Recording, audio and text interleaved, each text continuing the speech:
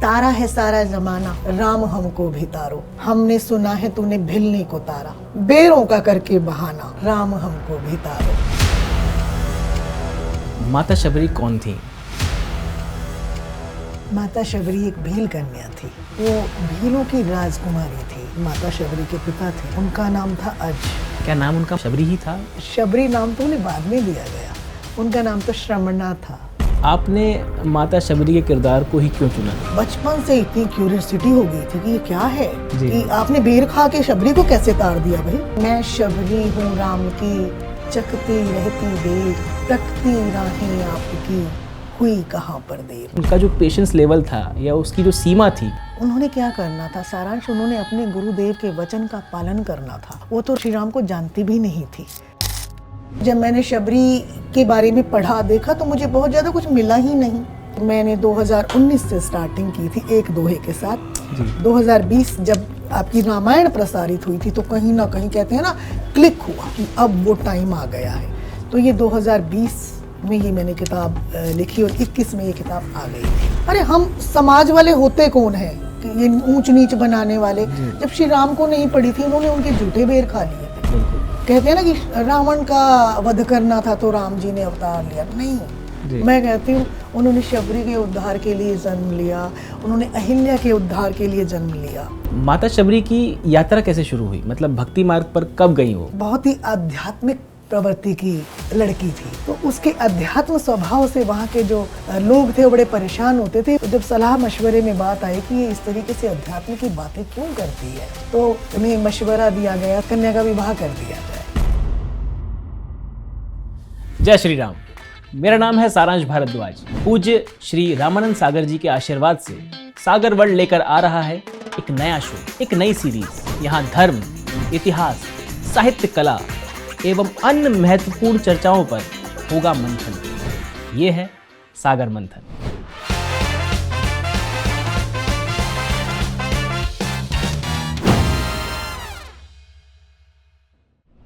यहाँ पर मद्राचल पर्वत या वासुकी नाग तो नहीं, पर बहुत सारे रत्न देखने को जरूर मिलेंगे। आज का एपिसोड समर्पित है एक प्रेरणादायक एवं भावपूर्ण रचना, मैं शबरी हूँ राम की पर। यह रचना एक साहित्यिक कृति नहीं बल्कि भक्ति और प्रतीक्षा का एक अनुपम उदाहरण है।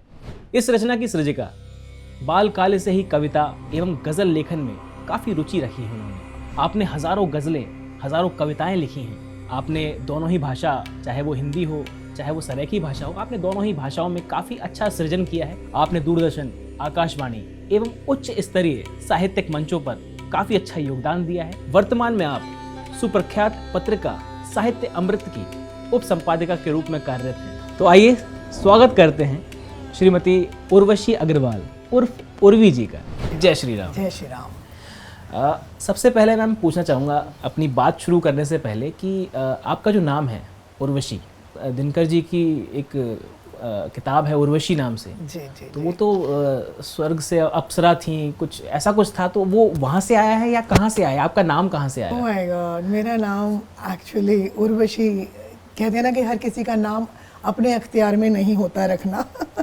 आपका भी सारांश नाम आपके पेरेंट्स ने रखा होगा। बिल्कुल। बाई चांस सौभाग्य से मुझे भी ये नाम मिला है। और रही बात दिनकर जी की उर्वशी, कथा कहो उर्वशी, कथा का तो मैंने भी इस उर्वशी ने भी व्यथा कहे पांचाली लिखा है। जी, आपकी किताब का नाम। और जो आपके नाम में जो शीर्षक जुड़ता है उर्फ उर्वी, उसके बारे में थोड़ा सा हमें बताइए। जी, उर्वी मेरा तखल्लुस है। जैसा कि मैं शायरी करती हूँ, हर शायर अपना एक उपनाम रख लेता है, मैंने भी रख लिया, और उर्वी उसका शॉर्ट फॉर्म भी है। बहुत ही बढ़िया मैम। एक तो अत्यंत हर्ष का विषय है कि आपकी काव्य रचनाओं में एक नई श्रृंखला उसमें जुड़ी है, मैं शबरी हूँ राम की। तो इसकी मैम पृष्ठभूमि क्या है और इसके बारे में थोड़ा सा हमारी जनता को आप बताइए, मुझे बताइए। सच कहूँ तो अतिशयोक्ति नहीं होगी ये बात कहने में, जहाँ मैं बैठी हूँ ना जी, तो ये वो घराना है, ये वो घर है, ये वो चैनल है जिसकी वजह से मैं शबरी कह पाई। उस एक एपिसोड को, शबरी के जो एक धारावाहिक जब आता था रामायण 1987, तो 1987 में उस वक्त हम बच्चे थे, छोटे थे बहुत। जी। और लेकिन वो कई जो पात्र हैं जो यहाँ अंकित हो गए, उनमें से एक पात्र शबरी भी था। और कहीं ना कहीं वो खिचड़ी पकी रही थी अंदर।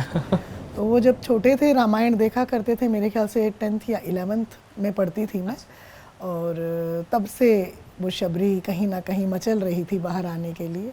क्या एक हुक था मैम आपको, मतलब कि माता शबरी, जैसा कि हम समझते हैं, हम जानते हैं कि रामायण के सर्वाधिक पात्रों में से, जिसे कहेंगे सर्वाधिक रोल निभाती हैं, उनका नाम है माता शबरी।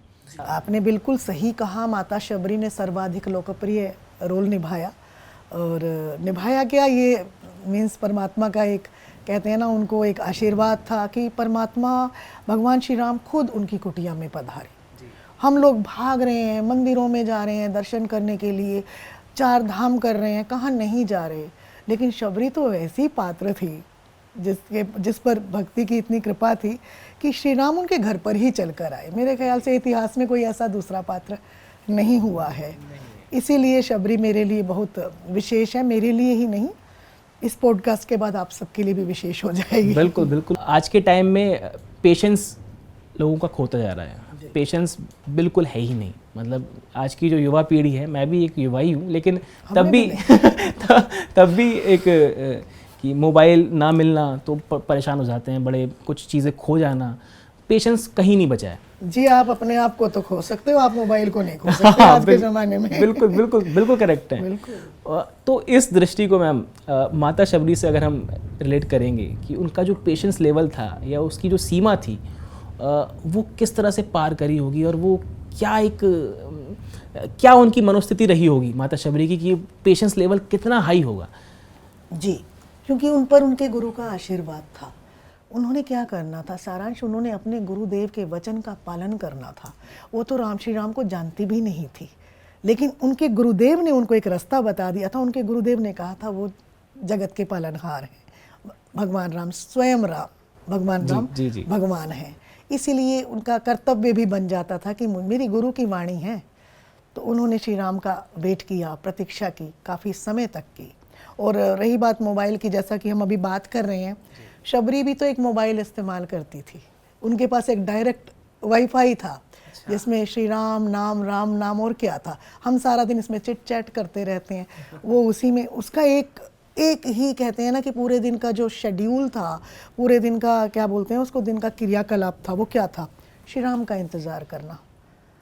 सुबह उठना, सारे रास्ते बुहारना, और उसके बाद फ्लावर्स तोड़ना, फूलों तोड़ना, रास्तों को सजा देना, और उसके बाद राम के लिए बेर तोड़ना। आपने माता शबरी के किरदार को ही क्यों चुना? माता शबरी, मैंने कहा जब भी मैंने बचपन से, ये नहीं है कि अभी से मेरा कोई शबरी को, जब से मैंने रामायण देखी है या उससे भी पहले से दिखाया जाता था कि एक भजन सुना था मैंने, सारांश, तारा है सारा जमाना, राम हमको भी तारो, हमने सुना है तूने भिलने को तारा, बेरों का करके बहाना, राम हमको भी तारो। तारा है सारा जमाना, शाम हमको भी तारो, हमने सुना है तूने द्रौपदी को तारा, साड़ी का करके बहाना, शाम हमको भी तारो। ये दो एक भजन के 2 अंतरे थे, यानी कि 2 जो ये पंक्तियां थी, बचपन से इतनी क्यूरियोसिटी हो गई थी कि ये क्या है कि आपने बेर खा के शबरी को कैसे तार दिया भाई। बिल्कुल। तो शबरी को एक जानने की जिज्ञासा तो बचपन से ही दिल में कहीं ना कहीं थी। धीरे धीरे धीरे बड़ी हुई, रामायण देखी, उसके बाद आया कोविड, ठीक है ना। तो मेरे पास 1-2 ही हुआ करते थे कि मैं शबरी हूँ राम की, चखती रहती बेर, तकती राहें आपकी, हुई कहाँ पर देर। सिर्फ एक ये दोहा हुआ करता था मेरे पास। और तभी मैंने कहीं सोच लिया था कि अगर मैं कोई पुस्तक लिखूंगी तो उसका नाम होगा मैं शबरी हूँ राम की। लेकिन मुझे इतना नहीं पता लगा था कि मैं पूरी पुस्तक लिख पाऊंगी। यहाँ वो सारे 1008 दोहे आ गए थे। और शबरी को क्यों चुना, क्योंकि मैं जिज्ञासु थी। फिर जब मैंने शबरी के बारे में पढ़ा, देखा, तो मुझे बहुत ज़्यादा कुछ मिला ही नहीं, इतना ज़्यादा नहीं मिला। लेकिन जितना भी मुझे मिला, आपकी रामायण से मिला, या फिर गूगल अंकल जी से भी मैंने बातचीत की, जो थोड़ा बहुत मुझे साहित्य उपलब्ध हुआ, तो मैंने कहा नहीं, ये नाइंसाफ़ी है मेरी शबरी के साथ। तो मैंने धीरे धीरे, ये एक जाप ही था एक तरीके से, जो मैंने 2019 से स्टार्टिंग की थी एक दोहे के साथ। 2020 जब आपकी रामायण प्रसारित हुई थी तो कहीं ना कहीं, कहते हैं ना, क्लिक हुआ। अरे सच कि अब वो टाइम आ गया है। तो ये 2020 में ये मैंने किताब लिखी और 21 में ये किताब आ गई थी, कोविड में ही। अच्छा। उसके बाद इसका 5वां संस्करण ईश्वर प्रभु राम की कृपा से 5वां संस्करण आया है। और सारांश अच्छी बात क्या है जी। इसमें 1008 दोहे हैं और ये मैंने डेलिबरेटली नहीं कहे, मैं कहती गई किताब पूरी हो गई तो मैंने कहा दोहे काउंट करते हैं ना पेज वगैरह, 1008 दोहे। तो मेरे लिए तो ये बीज मंत्र हो गया। बिल्कुल। तो मैं शबरी का इसीलिए मैंने कैरेक्टर भी चुना क्योंकि एक ये संदेश वाहक का काम किया था इसने, समाज को एक तरीके से नई दिशा में ले जाने का काम है। अगर हम शबरी को एक बार पढ़ लेते हैं तो हमें कितनी प्रेरणा मिलती होगी और मिलेगी। बिल्कुल बिल्कुल, मैं आपकी बात से पूरा सहमत हूँ। और ऐसे किरदार को, यानी कि एक पिछड़ा हुआ पात्र मैंने देखा था जहाँ अरे हम समाज वाले होते कौन हैं कि ये ऊंच नीच बनाने वाले। जब श्री राम को नहीं पड़ी थी उन्होंने उनके झूठे बेर खा लिए थे। बिल्कुल ठीक है ना। तो ये एक मैं संदेश इस बात को उठाना चाहती थी कि जब ऊपर वाले ने जब कोई भेदभाव नहीं किया तो हम मानव कास्ट सिस्टम तो मैम आज बहुत मतलब तमाम पूरे देश में देखा जाता है और चीज़ें हैं। और श्री राम में खुद उनकी कुटिया में गए थे। और यहाँ मैं आपकी बात को आगे कहती हूँ कि अगर श्री राम कहते हैं ना कि रावण का वध करना था तो राम जी ने अवतार लिया, नहीं, मैं कहती हूँ उन्होंने शबरी के उद्धार के लिए जन्म लिया, उन्होंने अहिल्या के उद्धार के लिए जन्म लिया और इसीलिए वो आए और उन्होंने वो सारे अच्छे काम किए, मर्यादा पुरुषोत्तम बनकर वो रहे और एक जीवन का पाठ सिखा करके वो। मैम, माता शबरी कौन थी और क्या नाम उनका माता शबरी ही था? माता शबरी एक भील कन्या थी, वो भीलों की राजकुमारी थी। जो माता शबरी के पिता थे उनका नाम था अज जी। और वो भील थे यानी कि भीलों के राजा थे। और उनकी बेटी जो शबरी थी, जिनको शबरी नाम तो उन्हें बाद में दिया गया, उनका नाम तो श्रमणा था। उनके बचपन का नाम जो असली नाम जिसको हम कहते हैं, बचपन का नाम श्रमणा था। शबर जात से संबंध रखती थी शबरी। उनका नाम इसीलिए से, जैसे पांचाल नरेश की बेटी पांचाली जी, ठीक है ना, ऐसे उनकी जाति का नाम शबर था, इसलिए उनको शबरी कहा गया। और वो भी तब कहा गया जब वो घर छोड़कर चली गई थी। तो मैम बताइए, माता शबरी की यात्रा कैसे शुरू हुई? मतलब भक्ति मार्ग पर कब गई वो? माता शबरी जिनको हम बात कर रहे हैं उनकी उम्र बहुत छोटी थी, 8 या 9 वर्ष की उम्र रही होगी या इससे कुछ 1-2 साल ज़्यादा। माता शबरी बहुत ही आध्यात्मिक प्रवृत्ति की लड़की थी, कन्या थी। तो उसके अध्यात्म स्वभाव से वहाँ के जो लोग थे वो बड़े परेशान होते थे, इवन उनके माँ बाप भी परेशान हुआ करते थे। तो जब सलाह मशवरे में बात आई कि ये इस तरीके से अध्यात्म की बातें क्यों करती है, तो एक उन्हें मशवरा दिया गया, सलाह दी गई कि इस कन्या का विवाह कर दिया जाए। अच्छा। तो उस छोटी सी उम्र में माता शबरी के विवाह की योजना बनाई जाती है और विवाह तय भी कर दिया जाता है। तो एक दिन क्या होता है कि उसकी जो माता थी, माँ शबरी की, श्रमणा की जो माँ थी, उनके बाल बना रही थी। तो इस दरमियान क्या हुआ, जो जीव जंतु थे वो लाए जा रहे थे बलि के लिए। तो उसने कहा, माँ ये इतने सारे जीव जंतु क्यों लाए जा रहे हैं, ये बाड़े में क्यों बंद हैं? तो माँ शबरी, उनकी माता कहती हैं, श्रमणा की माता कहती हैं कि कल तुम्हारा विवाह है, इसलिए इन सभी जीव जंतुओं की बलि दे दी जाएगी और हम सभी मौज मनाएंगे। यानी कि आज के शब्द के हिसाब से मैं कहूँ तो बारबेक्यू होगा, पार्टी होगी, राइट। तो शबरी के एक छोटे से कोमल मन पर बहुत आहत हुई वो ये बात सुनकर कि विवाह पर जानवरों की बलि देने का क्या इससे संबंध है, विवाह तो एक खुशी की बात है ना। तो उसने कहा तभी तो इनकी बलि दी जाएगी। तो वो बच्चा मुख हो गया, उसने कुछ कहा नहीं, लेकिन उसने इतनी ही देर में एक संकल्प जरूर ले लिया था कि अगर मैं विवाह ही नहीं करूंगी तो ये सभी जीव जंतु बच जाएंगे, इनकी बलि नहीं दी जाएगी। उसने क्या किया, रात को पहले तो वो रोई, संवाद किया। उसमें एक कला और भी थी शबरी में, श्रमणा में, वो पशु पक्षियों और जीव जंतुओं की भाषा को समझा करती थी। अच्छा। क्योंकि वो बहुत प्रकृति के बहुत करीब थी। तो उसने निर्णय ले लिया कि मैं विवाह नहीं करूंगी और उसने उन मूक जीव जंतुओं को छोड़ दिया। अच्छा। और रात को ही घर छोड़कर वो वन की तरफ प्रस्थान कर गई। यहाँ से शबरी की यात्रा शुरू होती है। बहुत ही बढ़िया। वहाँ जाकर उन्हें उनके गुरु मुनि मतंग मिलते हैं। जी, बहुत स्ट्रगल के बाद उनको अपने गुरु का सानिध्य प्राप्त होता है। ये भी बहुत खास जी। बात है मैम कि आप किन गुरु की शरण में जा रहे हैं या किन से आप शिक्षा जी। प्राप्त कर रहे हैं, और वो मिलना भी बहुत इम्पोर्टेंट होता है कि बहुत आप। इसके लिए बहुत तपस्या थी। ऐसा नहीं था कि वो घर छोड़ के गई और मुनि मतंग उनका इंतजार कर रहे थे, उनकी प्रतीक्षा में थे। नहीं, ये भी एक यात्रा थी। जी, वन में रहते हुए उनके पास उनकी सेवा करते हुए भी, ऋषि मुनियों की सेवा करते हुए भी शबरी को उनका सानिध्य प्राप्त नहीं हुआ था। अच्छा, क्योंकि वो नीच जाति से थी। वो दुत्कार, उसको वही लताड़, वही छोटी जाति की स्त्री, उसको खूब यानी कि उसे दुत्कारा गया। अंत में उसने निर्णय लिया कि वो छुप कर ये सेवा करेगी। वो छुप छुप कर सुबह उनके आने से पहले ही उनके रास्ते बुहार दिया करती थी, साफ सफाई कर दिया करती थी, हवन की लकड़ियाँ एकत्रित कर दिया करती थी, जो भी जल ला कर के रख दिया करती थी। तो एक गुमनाम सेवक की तरह शबरी ने वहाँ पर काम किया। और एक दिन ऐसा आता है सारांश वो पकड़ी जाती है। अच्छा, और उसे बस मैं यही कहूँगी कि मार तो नहीं पड़ती, लेकिन हाँ उसे दुत्कार पड़ती है, ठीक है ना, शब्दों से जिसको बोलते हैं।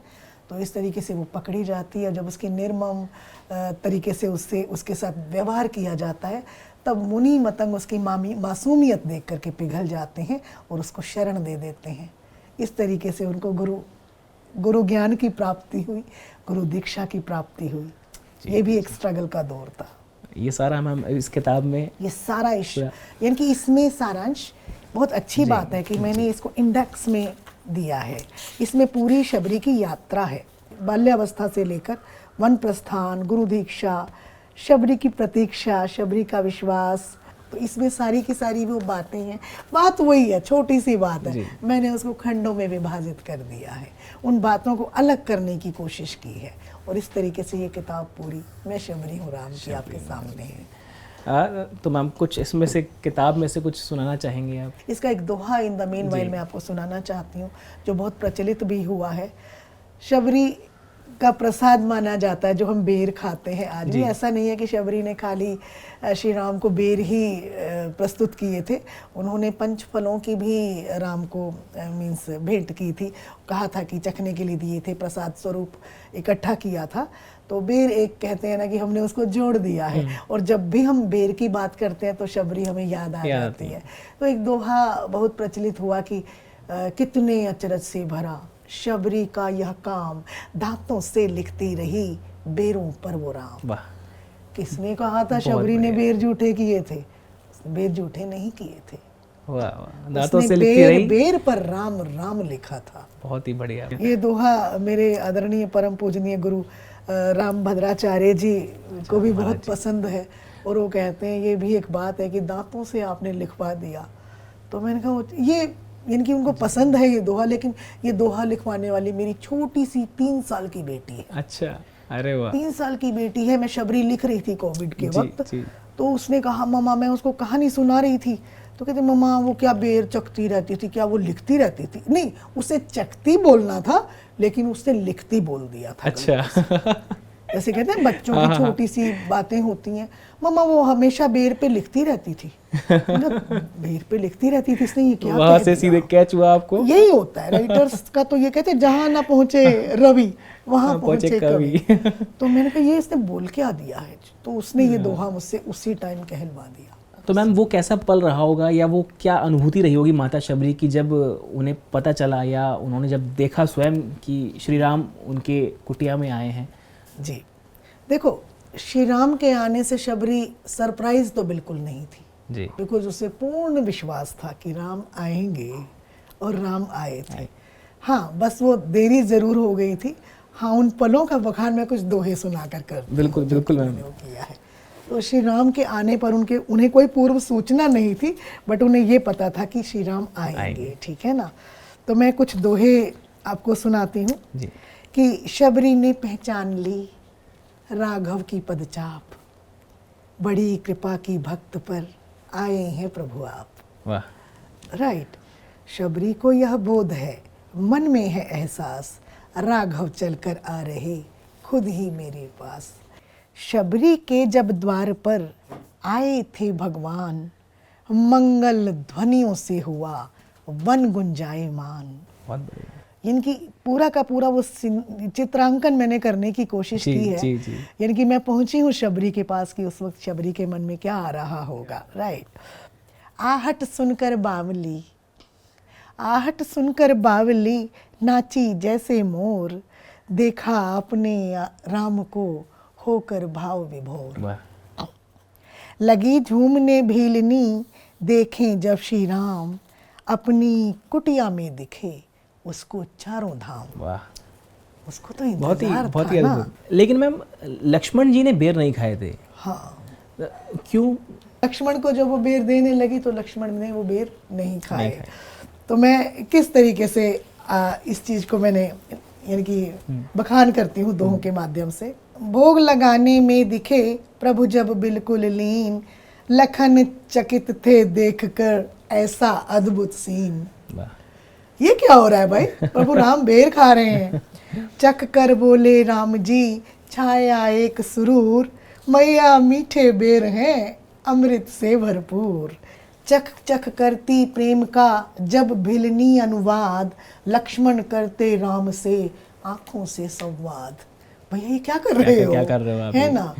तो फिर लक्ष्मण की बेचैनियां देख रहे थे राम, आंखों से देते रहे खाने का पैगाम। आंखों से देते रहे खाने का पैगाम। और फिर लक्ष्मण जी क्या कहते हैं, वो अपने भाई से क्या कहते हैं, आंखों से ही सारे बात कर रहे हैं कि जूठन खाएंगे अगर, जूठन खाएंगे अगर आप करेंगे पाप, भ्राता झूठे बेर हैं नहीं खाइए आप। भ्राता झूठे बेर हैं नहीं खाइए आप। प्रभु ने कितने प्रेम से खाए झूठे बेर, बेहद खुश थे राम जी सुन शबरी की टेर। आसन पर बैठे रहे अपने मुंह को फेर, लक्ष्मण ने खाए नहीं फेंके झूठे बेर। नहीं खाए उसने। भाई कैसे कोई खा सकता है उसके सामने से? सही। लेकिन राम तो फिर राम थे ना। बिल्कुल बिल्कुल। उन्हें तो और पता था। मैम ये पूछना चाहूँगा मैं आपसे कि जैसे आपकी इस किताब में थोड़ा बहुत मैं पढ़ा, जो मैंने वो देखा है कि उसमें लिखा है कि हर नारी में एक शबरी तत्व होता है, हर पुरुष में एक शबरी तत्व होता है, और जीवन के जितने भी रिश्ते हैं उसमें भी एक शबरी तत्व होता है। शबरी तत्व तो सारांश आप में भी है। अच्छा, वो कैसे है? कैसे? आपने बाहर वड़ा पाव खाया और उस दिन वड़ा पाव में एक स्वाद अच्छा महसूस हुआ तो आपने कहा 4 और पैक कर दो जी, मुझे अपनी माँ के लिए या घर के लिए लेके जाने हैं। अच्छा। तो वो भी एक स्वाद है कि जो स्वाद हमें अच्छा लगता है जी, तो हम अपने घर वालों को भी खिलाएं, या फिर कहीं वो स्वाद अच्छा नहीं है, वो चीज़ आपने पैक भी करवा दी तो आप उसको छोड़ देंगे। जी जी। क्योंकि किसी भी वजह से इस कहते हैं ना विषाक्त है या फिर वो खाना खराब है, किसी की तबीयत खराब ना हो, या अनहाइजेनिक है या टेस्टी नहीं है, तो वही शबरी तत्व औरतों में, महिलाओं में होता है, पुरुषों में होता है, एक पिता में होता है, एक माँ में होता है, एक बहन में होता है, एक भाई में होता है, सभी रिश्तों में होता है, क्योंकि सब एक दूसरे की परवाह करते हैं, प्रेम करते हैं, स्नेह करते हैं। वो कभी भी नहीं चाहेंगे कि जो खाना या जो प्रेम, बिल्कुल जैसे कहते हैं प्रेम पूर्वक सींचते हैं वो अपने रिश्तों को भी, अपने प्यार को भी। कहीं एक माँ अपने बच्चे को दूध पिलाती है, अगर वो फीडर से पिला रही है या स्तनपान भी करा रही है तो पहले वो 2 बूंदें निकाल देती है, ठीक है ना। अगर वो फीडर से दूध पिला रही है तो देखती है, आपने अक्सर देखा होगा कि दूध गर्म तो नहीं है, कहीं मेरे बच्चे का कंठ या जीभ जबान जल ना जाए। इसी तरीके से उर्वशी की बात करती हूँ, मैं खाना बनाती हूँ या कोई भी महिला खाना बनाती है तो एक थोड़ा सा नमक टेस्ट कर लिया जाता है कि कहीं खाने में नमक कम या तेज तो नहीं है, ताकि परिवार के दूसरे लोगों को वो खाना जो है मीन्स अच्छे तरीके से वो सर्व कर पाए। इसी तरीके से शबरी, मेरे बाबूजी, मैं अपने परम पूजनीय अपने फादर इन लॉ की बात कर रही हूँ, जो कि मैंने समर्पित भी की है, वो कभी खाना किसी को खिलाए बगैर नहीं खाते थे। बड़ी अजीब सी बात है। एक माता तो वेट करती है, एक पत्नी भी वेट कर सकती है, लेकिन एक पिता बच्चों का ही नहीं, वो बहुओं का भी वेट करते थे कि आपने खाना खा लिया तो मैं खाऊं। इतना प्रेम था। लेकिन वो खाने से एक संदेश जाता है ना कि हम किस तरीके से सर्विंग कर रहे हैं, किस तरीके से स्वाद हम किसी को दे रहे हैं, और ये सब हर घर में होता है, आपके घर में, मेरे घर में, एक पशु पक्षी जो होते हैं ना, उनमें भी होता उनमें है। भी होता है, बिल्कुल। कैसे वो चिड़िया दाना लेके मुंह समेट के में जगह उसको जगहों दाने से, को पहले वो हाँ, कहते हैं ना चखना, उसको उस लायक बनाना कि अपने बच्चे को वो खिला खिला पाए। पाए। तो वही गुण हमारी शबरी माँ में थे, वही गुण हम में है। बहुत ही बढ़िया, बहुत ही शबरी अच्छी माँ बात। ने तो दिखा दिया, क्योंकि राम ने वो प्रसाद अगर नहीं चखा होता, राम ने वो बेर ग्रहण नहीं किए होते, तो ये चर्चा हम कर ही क्यों रहे होते आज, सही बात है। है ना। ये मैम, आपके लेखन के दौरान में आपने जब ये पुस्तक लिखी, तो उस दौरान कोई ऐसा क्षण या कोई ऐसा मौका आया कि जब माता शबरी ने आपसे बात करी हो, या आपका कुछ उनसे विस्तार रूप से कुछ बातचीत हुई हो, या क्या? मेरा ऐसा सौभाग्य तो खैर नहीं है कि मेरी उनसे बात हुई हो, जी, लेकिन मैंने उनको हर पल महसूस किया है, बचपन से लेकर अब तक। बात कोविड की, मैंने अभी अभी अपने फादर इन लॉ की बात बताई कि उनके खाने में जैसे केयर होती थी, और बात जब मैंने कहा ना इस किताब को मैं कोविड में लिख पाई, कोरोना में जी। लिख पाई, तो वाकई जब मैं शबरी लिख रही थी, ये ज़रूर मैं कहूँगी कि क्या हुआ, मुझे ऐसा लगता था कि मुझ में सारे शबरी के गुण हैं। यानी कि कहते हैं उस वक्त हम सभी एक दूसरे के लिए केयरिंग भी तो कितने हो गए थे ना, कि घर में कोई तो घर ऐसा नहीं था जहाँ किसी एक आध को कोविड ना हुआ हो, सही बात है ना। तो उस दरमियान मुझे ऐसा लगा कि हमें शबरी बनकर ही सेवा करनी है, और कहते हैं ना उसमें कोई हमारा स्वार्थ ना हो, स्वार्थ नहीं हो। ये कोविड के दरमियान ऐसा हुआ, लेकिन हर पल मुझे शबरी का एहसास उस टाइम तो खैर रहा ही। मैं अब इस वक्त भी आपके पास बैठी हूँ तो मुझे ऐसा लगता है कि मेरी माँ शबरी मेरे साथ ही है, हमेशा थी, और मैं दिल से कह रही हूँ ये बात। जी, जी। अदरवाइज ये मैं नहीं लिख सकती थी, सही बात। जो ये 1008 दोहों का जो ग्रंथ है, मैं नहीं कह सकती थी। अच्छा मैम, एक बातचीत बहुत अच्छी चल रही है, बहुत ही ज्ञानवर्धक बातचीत हो रही है, मुझे बहुत ज्ञान मिल रहा है, हमारे दर्शकों को बहुत ज्ञान मिल रहा है। इस बीच हम छोटा सा एक रैपिड फायर राउंड आपके संग चलना चाहेंगे।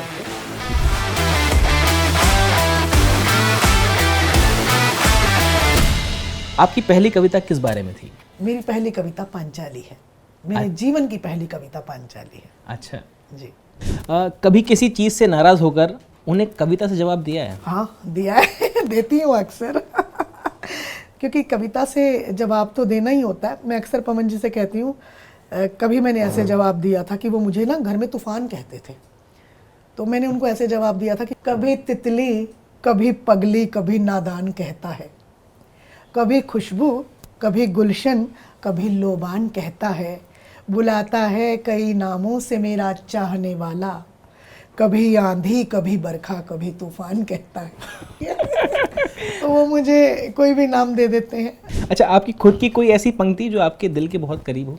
जिसने खुद को मथा नहीं है उसकी कोई व्यथा नहीं है। वाह, पांचाली। पांचाली से। हाँ। Have you ever cried after writing a poem? सभी कुछ खो चुकी उर्वी, अभी अभी बात करी थी ना जी। सभी कुछ खो चुकी उर्वी, बहुत दिन रो चुकी उर्वी, किसी की हो नहीं सकती तुम्हारी हो चुकी उर्वी। अरे वाह। किस लिए भाई, हमेशा रोती हूँ, लेकिन मैं बताऊँ आंसू से ही कविता उत्पन्न होती है। जी वाह। और अगर आपके अंदर इमोशंस नहीं हैं तो आप लिख भी नहीं सकते।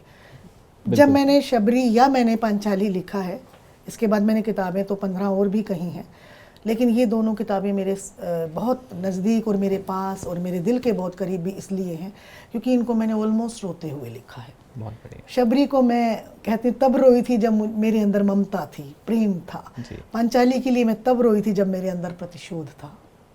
जी। अच्छा, एक कविता जो बार बार पढ़ना पसंद करती हैं या जो हमारे दर्शकों को आप रिकमेंड करेंगे कि आपको पढ़नी चाहिए? मेरी वैसे तो शबरी और पांचाली के बाद शायद मैं यहाँ पर बैठकर किसी को कुछ रिकमेंड नहीं करूँगी, बट यस मैंने कविताएं कही हैं। मेरी कविता एक किताब है बेटी तू दुर्गा बन जाना, जिसमें मैंने बेटियों को प्रोत्साहन भी दिया है और बेटियों को समझाने की कोशिश की है कि सही रास्ता लेना है, क्योंकि बेटियां ही कहते हैं ना विक्टिम होती हैं। बिल्कुल। सजा बेटियों को ही मिलती है, अल्टीमेटली वो बेटियां बहुएं भी होती हैं और वो बेटियां महिलाएं भी होती हैं। और दूसरी मेरी एक कविता है हर नारी की अंतर्वेदना मी टू, ये मेरे दिल के करीब है और मैं चाहूँगी, क्योंकि इसमें एक गट्स है। इस कविता को कहने के लिए लोगों ने मुझे भी ट्रोल किया कि इतना सब कुछ आपके साथ हो गया। नहीं, मैंने हर एक महिला के दर्द को पिरोने की बात कही है और प्रतिनिधित्व किया है। कविता लिखते समय संगीत सुनती हैं या एकदम शांत माहौल चाहिए होता है आपको? मैं शांत शांत बिल्कुल। और बाकी रही लिखने की बात है तो आप मुझे सब्जी मंडी में भी बिठा दो तो मैंने जो लिखना है वो लिख लूँगी। लेकिन हाँ, ये अगर मुझसे पर्सनल चॉइस अगर पूछी जाए तो रात के समय जब सब सो जाते हैं तो उर्वशी जाग जाती है। आपका रैपिड फायर राउंड बहुत ही उम्दा गया है, बहुत ही अच्छा गया है और आपको गिफ्ट के रूप में मिलती है हमारे सागर वर्ल्ड से कप ऑफ टी। तो एक बार thank you cheers cheers cheers कर लेते हैं। Thank you. स्वादिष्ट है मैम, अच्छी। स्वादिष्ट उम्दा। मैम, हिंदी भाषा के अलावा जो आपने एक जिक्र किया सराइकी भाषा का, तो ये सराइकी भाषा क्या है ये? सराइकी मेरी मदर टंग है। जैसे हम लोगों की हिंदी भाषा हम सबकी मदर टंग है, लेकिन हर एक परिवार की एक अलग भाषा होती है। शायद आपकी भी होगी जिस प्रांत से आप आते हैं। मेरी भी जो भाषा है सराइकी। सराइकी भाषा है सिंध प्रांत की, पाकिस्तान वाली साइड पर। जब हमारे कहते हैं ना फोर फादर्स माइग्रेशन के वक्त आए थे, ये भाषा अभी भी है हिंदुस्तान के काफ़ी सारे करोड़ों घरों में बोली जाती है, ऐसी बात नहीं है। तो वहाँ से जब हमारे फोर फादर्स आए थे तो इस भाषा को भी साथ लेकर आए थे, जबकि वो खूब पनप रही है हमारे पड़ोसी देश में। वो भाषा जो आम आबादी है सराइकी की, वो उर्दू से ज़्यादा है, यानी कि सराइकी बोलने वाले लोग हैं। तो ये भाषा मेरे दादा दादी बोला करते थे। आज मैं भी आपके सामने बैठी हूँ। क्या है भाषा, थोड़ा सा हम जानना चाहेंगे। जी, ये मैं अगर इसको कैसे इलेबरेट करूँ, मैं कैसे डिफाइन करूँ? कुछ सराइकी में कुछ लिखा हो या फिर वो तो कुछ... लिखा ही है। जो सराइकी है ना, वो जी। पंजाबी की दादी पड़दादी है। अच्छा। मैं इस तरीके से ऑथेंटिक, जैसे कि बड़े बुजुर्ग जिस भाषा को बोला करते जी। हैं ऑथेंटिसिटी से, तो ये वो भाषा है, वो बहुत सराइकी। मीठी ज़बान है। तो हाँ, मैंने लिखा है सराइकी। मैम कुछ सुनाइए सराइकी भाषा में। सराइकी एक बहुत मीठी ज़बान है और हर तरीके की। मैंने इवन मेरी माता शबरी के बारे में भी सराइकी में भी लिखने की कोशिश की है, लेकिन थोड़ा सा माहौल बदलती हूँ कि सराइकी में मैंने कैसे लिखा है। पता नहीं इस मंच पर मुझे बोलना चाहिए या नहीं, एडिट कर देना अगर नहीं अच्छा लगे तो। बुल्ला कुछ सीखे बैठी हम। अब इसका मतलब समझ आया? नहीं मैम, नहीं आया। बुल्ला मीन्स होठ, सी के बैठना को तो आ गया होगा। सीखा बेटा। बुल्ला कुछ सी के बैठी हम, मैं तैकूं जी के बैठी हूँ। वाह, समझ आ गया ना?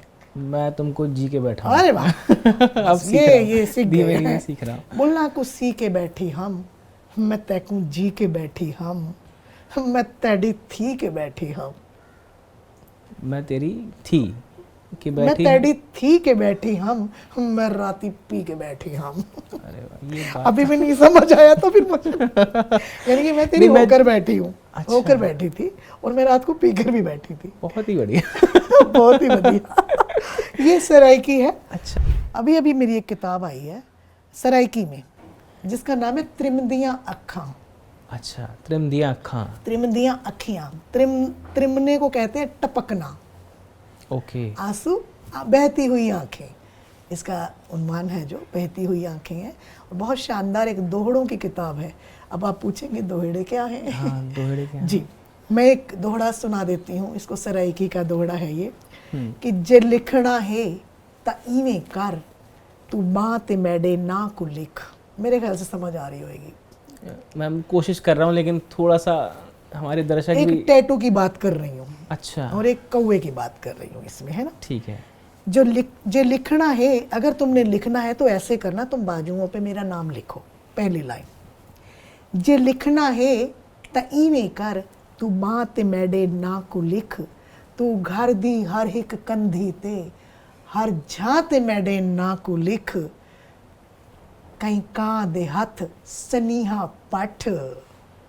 कौवे के हाथ। जी। कहीं कां दे हथ सनीहा पठ, हर कां ते मैडे ना को लिख, दिल धड़के तैको याद आवा, तू हाँ ते मैडे ना को लिख। वाह, अब क्या बाद बात में समझना इसको। ये सराइकी है। मैं समझूंगा, लेकिन बहुत ही सुंदर और मीठी भाषा है ये।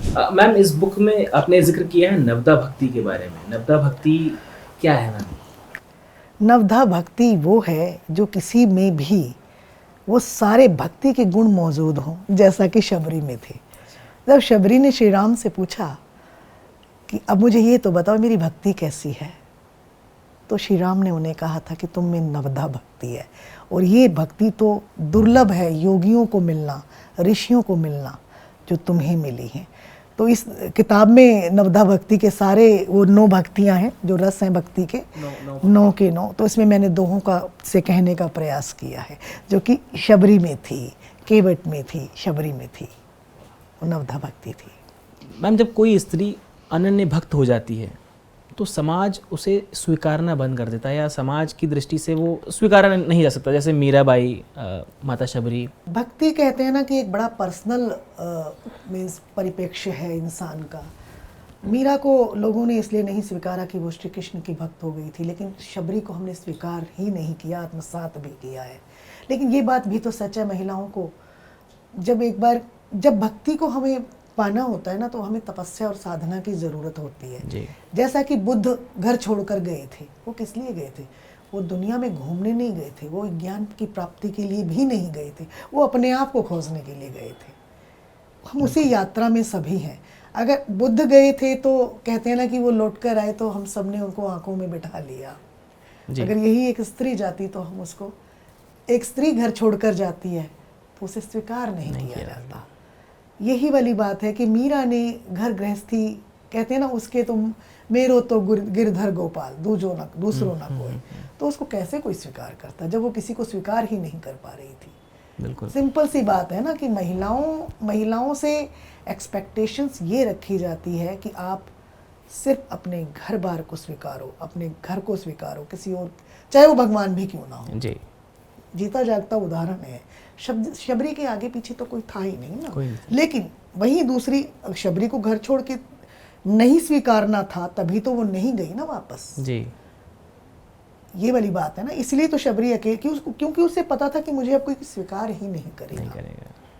तो ये महिलाओं के साथ एक त्रासदी है, चाहे वो माता सीता भी क्यों नहीं रही हैं। जी। वो जब वापस लौट कर आई हैं तो उन्हें नहीं स्वीकारा गया। और स्वीकारने वाला वो यही हमारा समाज था।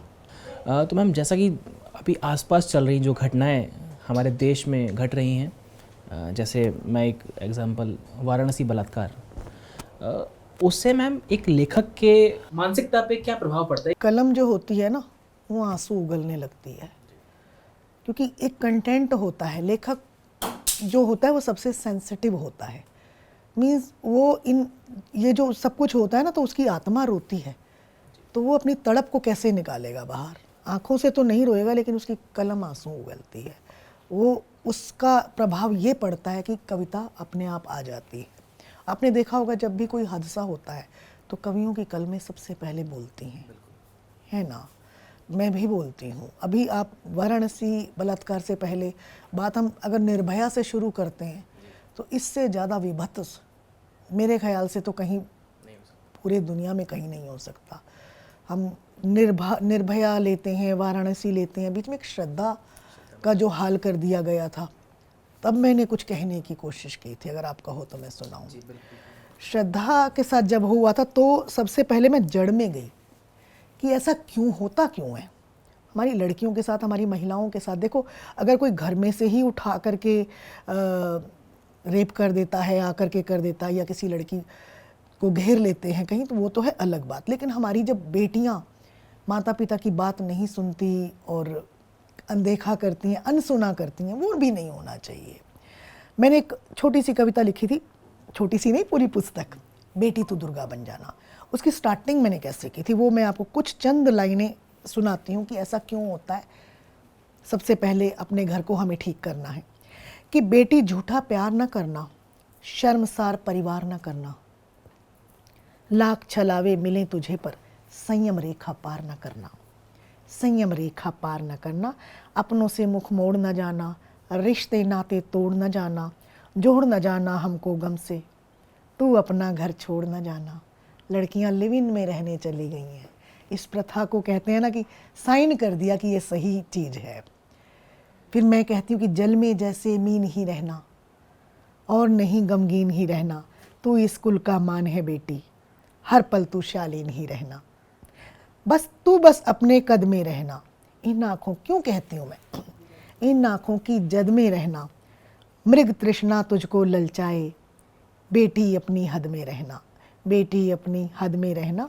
और एक पंक्ति जो मेरे दिल के बहुत करीब है, बिटिया यूं मजबूर ना होना, गैरों का तू नूर ना होना, आँखों का तारा है बेटी, पर तारे सी दूर ना होना। लेकिन मैंने ये कविता क्यों कही? कुछ पंक्तियां जो आपको भी शायद झकझोर देंगी कि हिस्सों में बट जाओगी, मिनटों में घट जाओगी, कहना अगर नहीं माना तो आरी से कट जाओगी। श्रद्धा को आफताब ने क्या किया था? काट के उसके टुकड़े कर दिए थे। तब उर्वशी क्या कहती है कि सांस नहीं ले पाओगी, बेटी बस पछताओगी, काट छांट कर टुकड़ों में फ्रिज में रखी जाओगी। खूं के कतरे कैसे देखें, माँ बाप का कंसर्न देखिए। खूं के कतरे कैसे देखें, इतने दुखड़े कैसे देखें, हमने तुझको जन्म दिया है, तेरे टुकड़े कैसे देखें, तेरे टुकड़े कैसे देखें। और तब उर्वशी अग्रवाल उर्वी क्या कहती है? तुलसी आंगन वाली बनना, पूजा की तू थाली बनना, बदनीयत से जो भी देखे बेटी दुर्गा काली बनना, बेटी दुर्गा माता काली बनना। और काल कभी घेरे अनजाना, मुश्किल हो तेरा बच पाना, तू शत्रु का वध करने को बेटी फिर दुर्गा बन जाना। लेकिन मुझे ये बताओ, मैं अपनी ही लिखी हुई बात पर सवाल उठा रही हूँ, बेटी दुर्गा कैसे बनेगी? एक महिषासुर से तो वो लड़ सकती है ना। जब ये गैंग रेप जैसी चीज़ें हो रही हैं, वहाँ अकेली लड़की क्या कर लेगी? चाहे वो लड़की है या लड़का है, उन 10 लोगों के सामने तो कोई इंसान हार ही जाता है ना। तो ये तरीके इतने बदल गए हैं ना, मुझे खुद नहीं समझ आ रहा है कि हमारा समाज, हम लोग जा कहाँ रहे हैं। हमारी यानी कि बहुत दुख होता है जो समाज में ये हादसे हो रहे हैं, नहीं होने चाहिए। तो सबसे मैं तो यही कह सकती हूँ कि हमें अपने आप को संभालना है, अपने बच्चों को संभालना है, हमें वो संस्कार देने हैं अपने बच्चों को, चाहे वो बेटी हो चाहे वो बेटा हो। मुझे उम्मीद है, पूरी उम्मीद है कि आपकी काव्य पाठ से और आपकी इन कविताओं से जो हमारा देश का युवा है या देश के जो लोग हैं उनको थोड़ी सबक मिले, उनको थोड़ी सीख मिले। सारांश, एक माँ का कर्तव्य बन जाता है या परिवार वालों का, पिता का भी कर्तव्य बनता है, हम बेटी को ना रोकें कि बेटी को अरे हम बेटे को भी तो रोकें ना। सही बात है। हम बेटे को तो इसलिए नहीं रोकते कि वो तो बेटा है, और उसी की बहन जो बेटी होती है उसको ये कह के रोक दिया जाता है कि घर में, तब उस बेटे को भी आवाज़ उठानी। बिल्कुल सही बात है। तो क्यों एक बेटी सुरक्षित महसूस नहीं करती है? लेकिन आज बात और है, आज बेटे भी तो सुरक्षित नहीं है ना। सही बात है। हर जगह पर यही है, तभी वो नीले ड्रम में डाल दिए जाते हैं। मैम, आज के युवाओं को किताबें पढ़ना कितना ज़रूरी है? जो किताब हम लेकर के उठा के पढ़ेंगे, इससे पहले हम गूगल सर्च कर लेते हैं। बिल्कुल। युवाओं को किताबें पढ़ना ज़रूरी, कितना ज़रूरी नहीं, बेहद ज़रूरी है। क्योंकि जो हम मोबाइल से, आप नोट कर लेना, आपने जो भी मोबाइल से किया वो स्क्रॉल के वक्त ही आप भूल जाते हो आपने क्या किया। बिकॉज आपको नेक्स्ट आपकी फिंगर वेट कर रही है कि आपको क्या दिखाना चाहती है। लेकिन अगर आपने कभी किसी किताब को पढ़ा है तो आपको हमेशा के लिए याद रह जाने वाले लेसन्स होते हैं, चाहे वो आपने टेक्स्ट बुक ही क्यों ना पढ़ी हो, चाहे आपने कोई नॉवल ही क्यों ना पढ़ी हो। आप तो थिएटर से हैं, ठीक है ना। जब तक आप किताब नहीं पढ़ेंगे आपको सेटिस्फैक्शन नहीं होगी। लेकिन बड़े दुख और अफसोस जनक बात यह है कि हम किताबों से मुंह मोड़ रहे हैं अपना। हमारी लाइब्रेरी की किताबों में कहते हैं ना कि धूल चढ़ गई है, जिसे कि हटाना बहुत ज़रूरी है। किताबें पढ़ना बहुत ज़रूरी है। बहुत ज़रूरी है मैम। पहले मैं देखता था, मतलब मेरे को अपनी याद आ रही है, मेरे पिताजी को भी बहुत शौक है किताबें पढ़ने का, हास्य साहित्य पढ़ने का। तो वो हमें मेलों में ले जाया करते थे। जब किताब मेला लगता है, किताब घरों के मेले लगते हैं, दिल्ली में भी काफ़ी लगते हैं। अपने पिताजी से कहिएगा कि उर्वशी अग्रवाल जी से बात करें, हम एक हास्य कवि सम्मेलन का अच्छा आयोजन करते हैं। तो और उसके बाद कहते हैं ना कि ये तो सॉरी, ये गुस्ताखी होगी मैम, लेकिन मैं अपने बारे में बता दूं, मैं हास्य कवि रहा हूँ बालगृह में। वाह, तो आप एक कवियत्री से बात भी कर रहे हैं। That's nice। तो मेरे पिताजी लिखते थे, तो वो चीज़ें ख़त्म हो रही हैं, वो लिप्त हो रही हैं कि लोग उसमें जाते थे, किताबें देखते थे, लेकर आते थे। तो वो इंटरेस्ट लोगों में ख़त्म हो गया, जैसा कि आपने बताया कि मोबाइलों में देख मैं बताती हूँ वो ख़त्म किस लिए हुआ है। क्योंकि कविता के प्रति अगर मैं बात करूँ तो 4 लाइनें लिख देने से लोग अपने आप को कवि और कवियत्री समझने लग जाते हैं। बिल्कुल। और उन लोगों की साधना क्या, जिन्होंने की वर्षों बैठ करके तो सुनी है कविताएं, साहित्य पढ़ा है, बिल्कुल पढ़ी है, फिर जाके साहित्य गढ़ा है। ऐसे थोड़ी कोई साहित्य की रचना हो जाती है। मैंने पांचाली लिखी है, आप मानेंगे सारांश, मैंने 9 साल लगाए हैं उसको लिखने में। अभी अभी आपने पूछा कि आपकी पहली कविता, मेरे पास एक छोटी सी पांचाली के लिए कविता थी जब उसका चीरहरण हो रहा होता है जी। और वो मुझे याद नहीं है मैंने कभी 20 साल पहले लिखी होगी या कब लिखी होगी, लेकिन जब मैं इससे पहले मलेशिया रहती थी और जब मैं भारत में आई तो मैंने अपने फादर इन लॉ को वही कविता सुनाई, मेरे परम पूजनीय बाबूजी को। तो वो मेरी किसी भी कविता में उन्होंने इंटरेस्ट नहीं लिया, लेकिन आज उनका आशीर्वाद फलीभूत हुआ। उन्होंने कहा उर्वशी इस पे काम करो। अच्छा, मैंने काम किया तो ग्रंथ आपके सामने है, व्यथा कही पांचाली, जिसके के लिए मैं मोबाइल पे कितना साहित्य, क्योंकि बार बार रिपीट भी होता है, हम मोबाइल से कोई चीज़ हम देखते हैं, ठीक है वो भी ज़रूरी है शॉर्टकट के लिए, इंस्टेंट हमारी क्यूरियोसिटी को शांत करने के लिए वो भी ज़रूरी है, लेकिन सही तो ये कि आपको किताबें पढ़नी पड़ेंगी, तभी आपको ऑथेंटिक कंटेंट मिलेगा। मैंने पांचाली पर ज़्यादा नहीं तो जितना भी साहित्य था मेरी नज़र में 20-25 किताबें तो मैंने पढ़ी होंगी। अरे वाह। फिर उसका एक एसेंस निकाला, उसका जो एक अर्क था, उसका जो एक कहते हैं ना निचोड़ था, वो इसमें। तो ये 650 पन्नों की किताब है जिसमें कि 6500 चौपाइयाँ हैं। सबसे बड़ी बात, इसको मैंने गद्य में नहीं पद्य में लिखा है। तो मैंने इसको कोशिश की, क्योंकि एक पद्य मेरे ख्याल से इतने पे मीन्स कहते हैं 200-300 शब्द तो हमें चाहिए। जी। तो मैंने उसको छोटा किया, तो मैंने उसमें चौपाइयाँ लिखी। बहुत बढ़िया। तो मैम, जगत गुरु रामभद्राचार्य जी के गुरु तत्व के बारे में कुछ बताइए हमें। गुरु नहीं, महागुरु हैं, मेरे भी गुरु हैं, मेरा सौभाग्य है, और आप मानेंगे उन पर श्री राम की असीम कृपा है।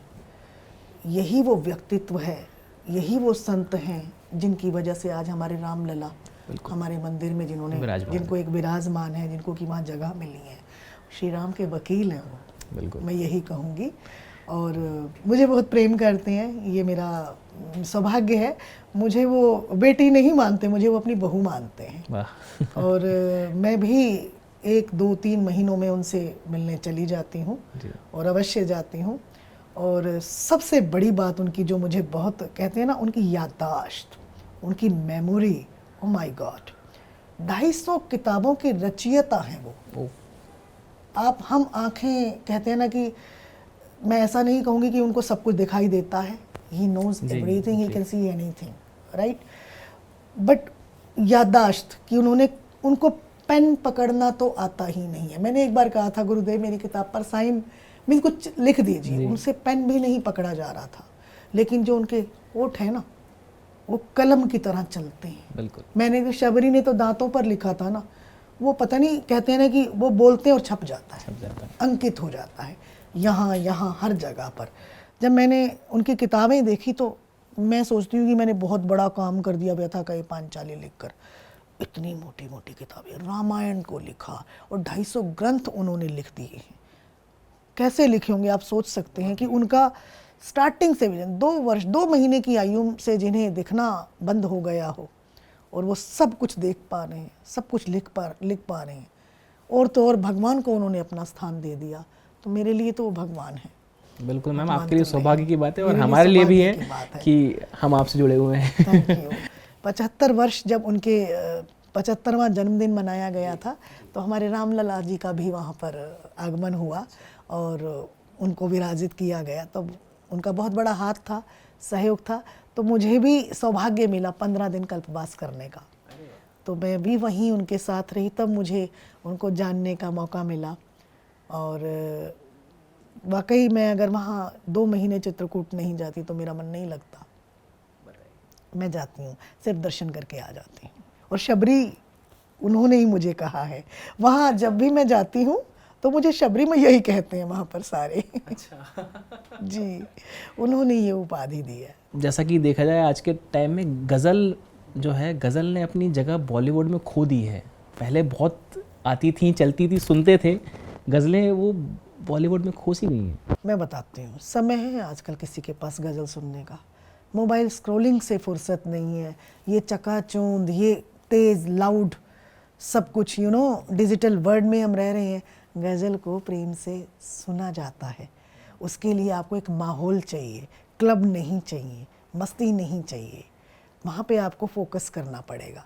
मुझे ऐसा लगता है कि आज की यंग जनरेशन की डिमांड नहीं है, यानी कि हमारे वाले टाइम तक तो मुझे ऐसा लगता है कि मुझे आज आप किसी भी प्रोग्राम में, नाइट क्लब वगैरह खैर हमने तो कभी नहीं देखा, मुझे अगर कहीं गज़ल संध्या है मैं सबसे पहले जाऊंगी, हमारे वाली जनरेशन तक। बट आपका मैं नहीं जानती, बिकॉज आप लोगों के टेस्ट बदल गए हैं। मैम हम बीच में फंस गए हैं। बीच में फंस गए बिकॉज आपको परोसा बहुत कुछ जा रहा है ना। हमें क्या परोसा जाता था? सारांश, हफ्ते में एक मूवी, संडे यानी कि 2 चित्रहार, हम उसी में खुश रहते थे, हमारे पास विकल्प नहीं थे। आपको दे इतना दिया गया, बॉलीवुड ने इतना परोस दिया है, सबको रीच की पड़ी है। पहले आप एक मोबाइल चला करके देखो, दूसरा आपको पहले तैयार है, नहीं आप पहले मुझे देखो, सबको रीच की पड़ी है भाई। पहले आप मुझे देखो, आप सबके जो माइंड है वो सब कंफ्यूज हैं। गज़ल में ने कोई जगह खोई नहीं है, हमारी जो यंग जनरेशन है ये खो गई है, इसको हमें वापस लेकर के आना है। आपको मैं गुड न्यूज़ दे ही देती हूँ, मेरी कल 2 गज़ल यहाँ पे रिकॉर्ड हुई हैं। अरे वाह। 2 और यानी कि और मेरी 4 किताबें हैं, 5वीं मेरी प्रकाशित होने वाली है जो सिर्फ गज़ल पर हैं। और मैम आज के समय में विचार की अभिव्यक्ति कितनी ज़रूरी है, कितनी महत्वपूर्ण है? विचारों की अभिव्यक्ति ही ज़रूरी है। अगर आपने अपनी अभिव्यक्ति ही नहीं की तो आपको पहली बात तो कोई सीरियस ही नहीं लेगा। नहीं, क्योंकि अगर आप अभिव्यक्ति नहीं करेंगे, आपके पीछे खड़ा हुआ फटाफट से कर देगा, राइट? तो वो तो ज़रूरी है ही, और इससे आपकी जागरूकता का पता लगता है कि आप कितने जागरूक हैं, ठीक है ना? और जैसे अगर ही मैं विचारों की अभिव्यक्ति नहीं करूँगी तो ये किताबें कैसे लिख पाऊँगी? और अगर मैंने लिख दी है, मैं अपनी गज़ल रिकॉर्ड नहीं करूँगी, नहीं सुनाऊँगी, तो किसी को पता कैसे लगेगा? बिल्कुल। तो ये पहले एक ज़माना हुआ करता था, इंसान साइलेंट होके, चाहे वो कोई लेखक था या कोई था, अपना काम करते थे, हो जाएगा करके छोड़ दिया करते थे वक्त के सारे। लेकिन अगर आज आपने छोड़ दिया तो आपको बीट करने के लिए आपके पीछे जो क्यू में लोग खड़े हैं वो आ जाएंगे, तो इसलिए अपना हैंड रेज करना पड़ेगा। तो मैम लेखिका बनी आप, अगर आपका नाम जिक्र होगा हर बार तो प्रभात प्रकाशन का भी नाम आएगा ही आएगा, तो थोड़ा सा प्रभात प्रकाशन पर प्रकाश डालिए। सौभाग्य से मैं इस परिवार की सबसे बड़ी बहू हूँ। अरे वाह। मेरे पति का नाम पवन अग्रवाल है जी। और मैं उनकी पत्नी हूँ। मेरे 2 देवर होते हैं और जॉइंट फैमिली है, जॉइंट बिजनेस है। वाह। और प्रभात प्रकाशन फर्म, वैसे तो 100 साल से ये लोग इस बिजनेस में हैं, लेकिन प्रभात प्रकाशन मेरे ख्याल से 70 वर्ष पुरानी एक कहते हैं ना ऑर्गेनाइजेशन है। बिल्कुल। और बहुत अच्छे से काम चल रहा है जी। मीन्स देश को, नेशन के लिए हम काम कर रहे हैं, साहित्य की सेवा कर रहे हैं। और मैं कह रही हूँ कि अगर ऑथेंटिक विषय हम उठाएंगे, लिटरेचर की बात करेंगे, तो प्रभात प्रकाशन मेरे ख्याल से लीडिंग कंपनी है भारत। जी बिल्कुल बिल्कुल। जब किसी किताब का जिक्र होता है और फिर यहाँ पर रोज़ के मेरे ख्याल से नहीं, I am sure 3 title daily के जहाँ से पब्लिश होते हैं। अरे वाह। तो ये मेरे लिए सौभाग्य की बात है कि मैं इस परिवार से जुड़ी हुई हूँ। तो मैम इस पॉडकास्ट का आखिरी सवाल कि माता शबरी के नज़रिए से आप आज के समाज को, आज के बुज़ुर्गों को या आज के युवाओं को क्या संदेश देना चाहती हैं? ये सारांश, लास्ट बट नॉट लीस्ट, मैं यही संदेश देना चाहती हूँ हमारे समाज को कि अगर प्रतीक्षा शबरी जैसी होगी तो राम आएंगे। वाह। हमें अपने बिहेवियर में हमें एक सब्र लेकर आना है, यानी कि हम सब्रशील नहीं हैं, हम सहनशील नहीं हैं। तो यानी कि वो काम सारे होते हैं बिकॉज वो डेस्टाइंड है, होने ही हैं, क्योंकि हमारी मैनिफेस्टेशन इतनी स्ट्रॉन्ग होनी चाहिए जैसे कि शबरी की थी। तो यही है कि अगर हम किसी चीज़ को शिद्दत से चाहेंगे तो कायनात भी हमारा साथ देगी उसको मिलवाने के लिए। और शबरी को पूरी कायनात इकट्ठी हो गई थी कि राम को वो सारे कारण बना दिए थे कि सीता का हरण हो गया था, जो भी है, राम को आना पड़ा और शबरी को उनसे मिलना ही था। तो ये डेस्टाइंड था ना सब बिल्कुल, कुछ। बिल्कुल। ये डेस्टाइंड क्यों था? क्योंकि मैनिफेस्टेशन जी, शबरी की प्रतीक्षा थी वहाँ पर, उसका एक अटूट प्रेम था, प्रतीक्षा थी, इंतजार था, यानी कि और उसके गुरु की वाणी का भी तो एक वो होना था ना, परीक्षा थी ना, कि गुरु की वाणी कितनी सत्य होगी, तो ये तो एक कहते हैं ना, आपके सामने एक जीता जागता उदाहरण है कि गुरु की वाणी को भी सत्य सिद्ध करने के लिए श्री राम उनके पास आए थे, नहीं तो कौन गुरुओं पे विश्वास रखेगा। मैं इस तरीके से इस बात को देखती हूँ। तो शबरी सी प्रतीक्षा हो, शबरी से मिठास हो, शबरी सा दुलार हो, शबरी सा ही प्यार हो, शबरी सा बिहेवियर हो। That's it. मैम बहुत ही अच्छा अनुभव रहा मेरा, बहुत ही ज्ञानवर्धक बातें हुई, बहुत सारी चीज़ों के बारे में जानने को मिला, सराइकी भाषा के बारे में जानने को मिला, नवधा भक्ति के बारे में जानने को मिला, और मैं आशा करता हूँ हमारी ऑडियंस को भी बहुत कुछ जानने को सीखने को मिला होगा। ये मेरा ये हमारा सौभाग्य ये है, मेरा भी सौभाग्य सागर है वर्ल्ड का कि सौभाग्य सागर वर्ल्ड पर, वो भी एक ख्वाब जी। यानी कि जिसके साथ हम बड़े हुए हैं।